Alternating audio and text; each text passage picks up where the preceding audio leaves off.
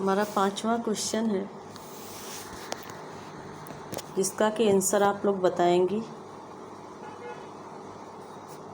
स्वागत का संधि विच्छेद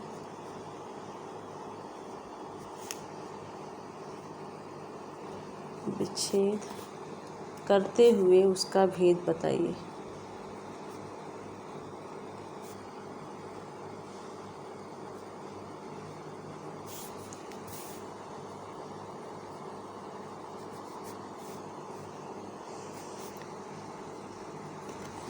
इसमें आप लोगों को ये बताना है, स्वागत का संधि विच्छेद करना है और उसमें कौन सी संधि है इसको बताना है। इसका आंसर आप लोग देंगी।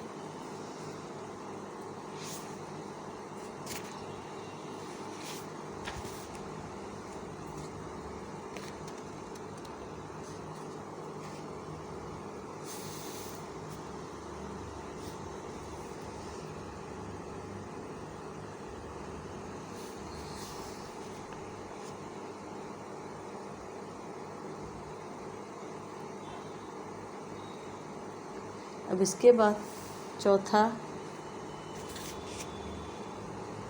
पैराग्राफ है, माता पृथ्वी को प्रणाम है। माता पृथ्वी को प्रणाम है।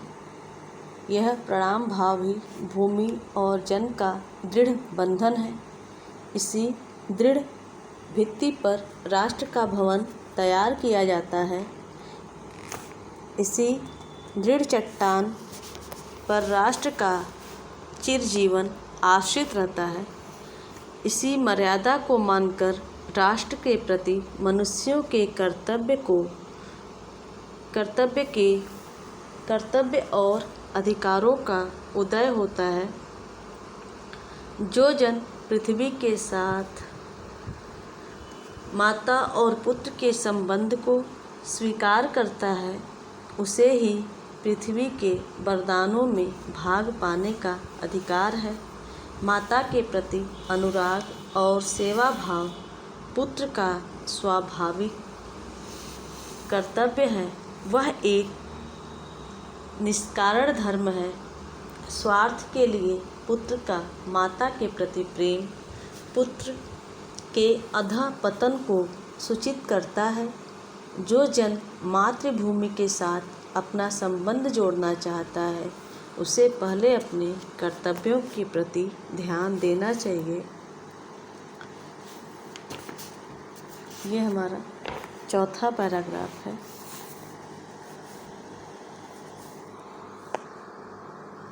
माता पृथ्वी को प्रणाम है। कर्तव्यों के प्रति पहले ध्यान देना चाहिए।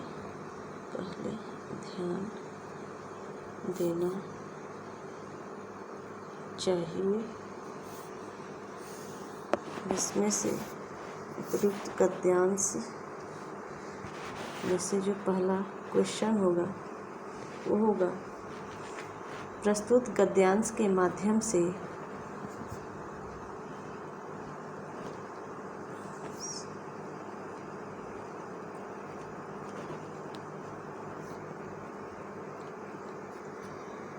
लेखक ने क्या उद्देश्य दिया है। लेखक ने क्या उद्देश्य दिया है।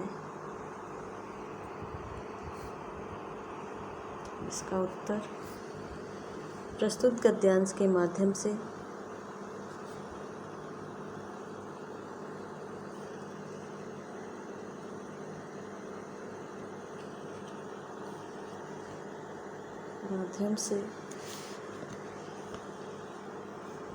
लेखक का उद्देश्य है कि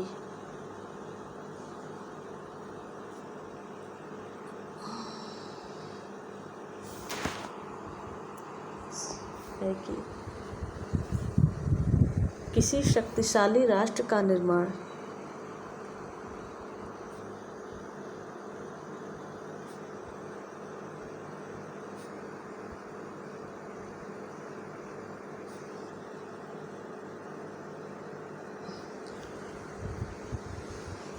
तभी संभव है जब प्रत्येक व्यक्ति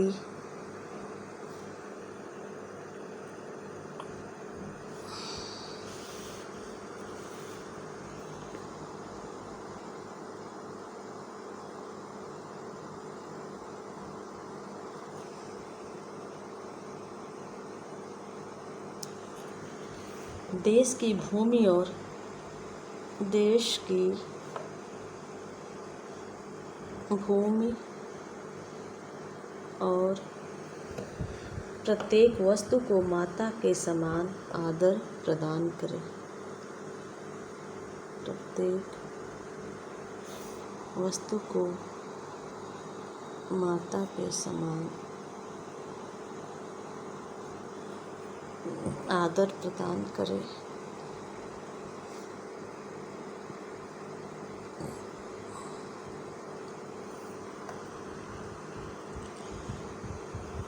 दूसरा क्वेश्चन है,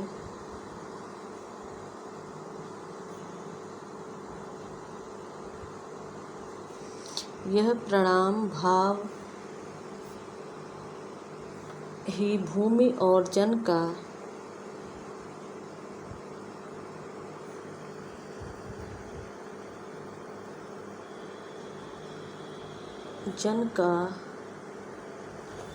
दृढ़ बंधन है।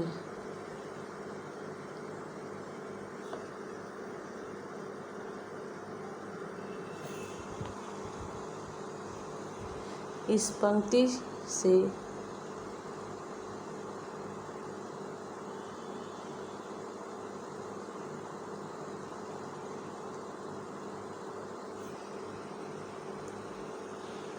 लेखक का क्या आशय है?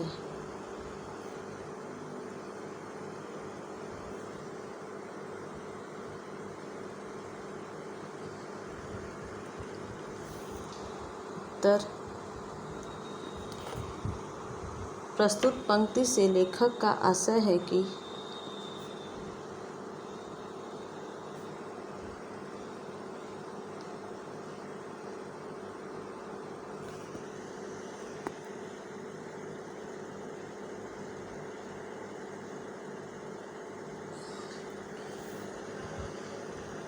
अपनी मातृभूमि के प्रति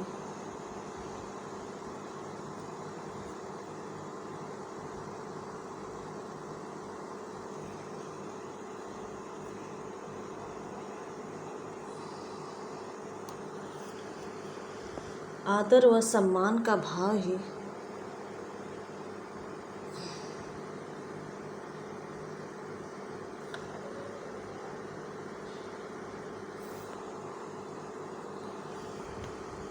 व्यक्ति और भूमि के संबंध को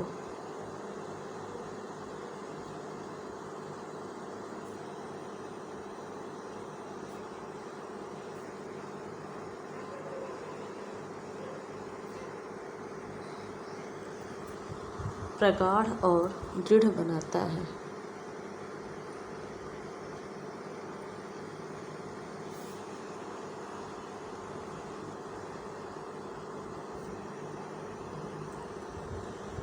यही दृढ़ता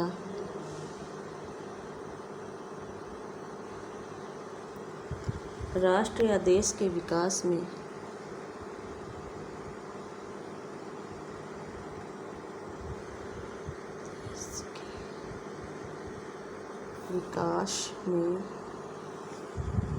सहायक होती है।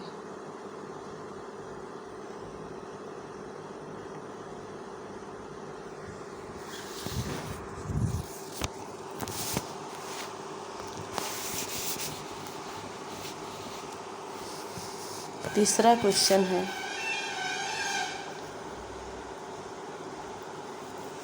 पृथ्वी के रत्नों को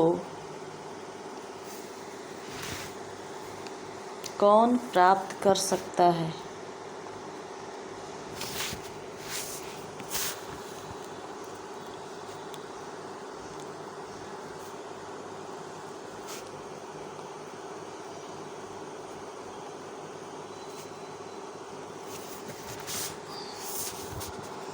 उत्तर,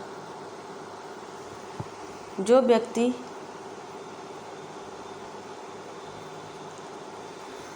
पृथ्वी के प्रति आदर भाव रखता है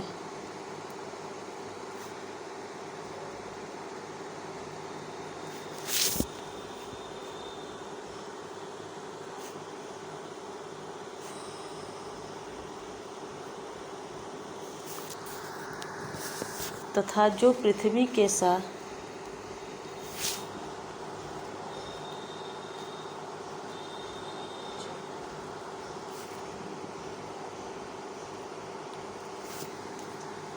माता और पुत्र के संबंध को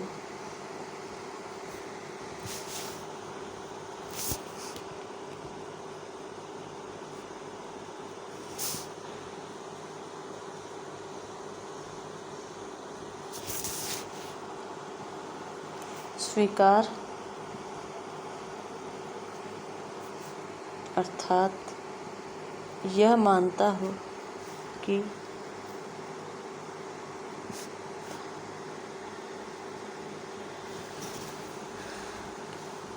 पृथ्वी मेरी माता है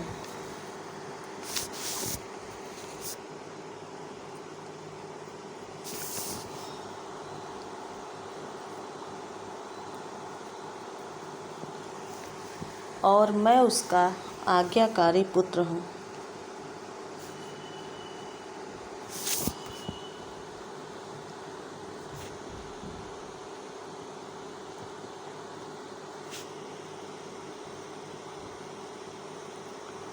पुत्र हूँ।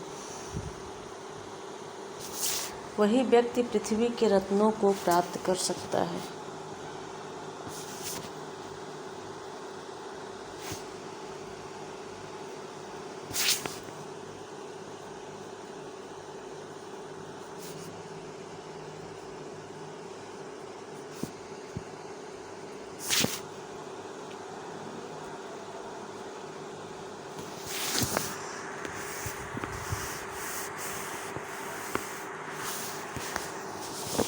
चौथा क्वेश्चन है, कैसे व्यक्ति राष्ट्र का उत्थान नहीं कर सकते?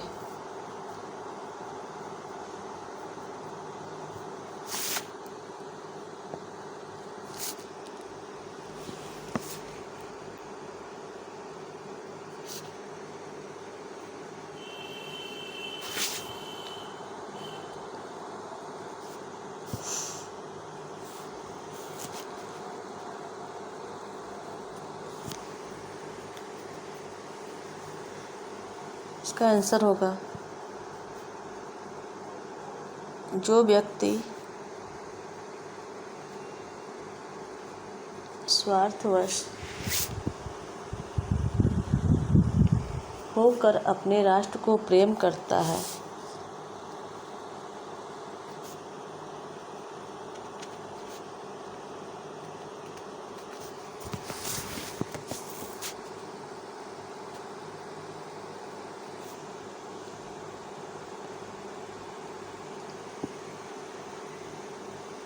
और उसकी संपत्ति को प्राप्त करना चाहता है,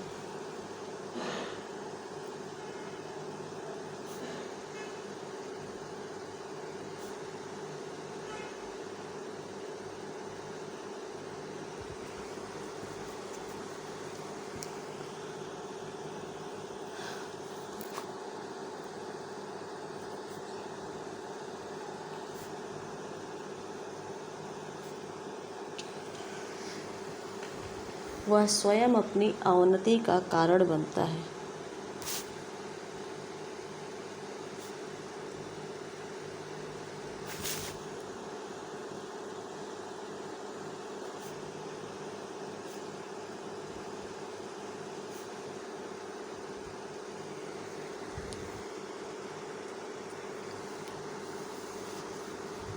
इस प्रकार के स्वार्थी व्यक्ति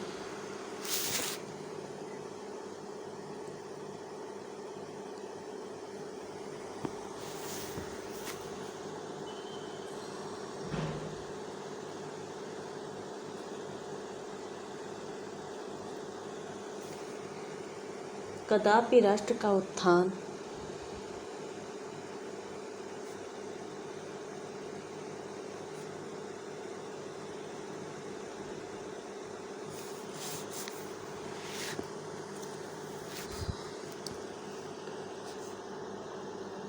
नहीं कर सकते। पांचवा क्वेश्चन है, अधिकार और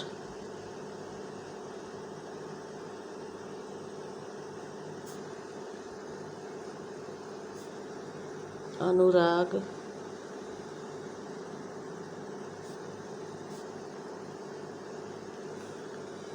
शब्दों में से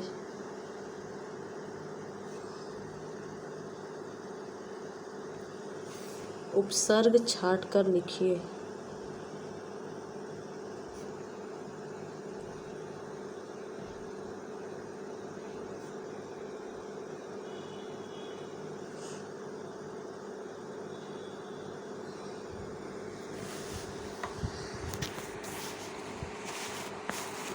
इस अधिकार और अनुराग में कौन सा उपसर्ग है?